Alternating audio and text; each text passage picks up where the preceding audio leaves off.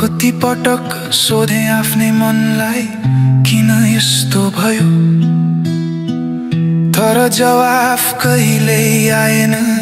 केवल ममता मात्र व्यापक छ। न त समयले मलहम लगाइदियो, न त दूरीले हल्का बनायो। बरु भित्र घाउ अझै गहिरो हुँदै गयो। तिमी नफर्कने थाहा पाउँदा पनि मनले अझै झुटो आशामा दिन बिताउँछ। रातहरू उस्तै छन् तर निद्रा फर्किँदैनन्। आँखा बन्द गर्दा तिम्रो अनुहार देखिन्छ।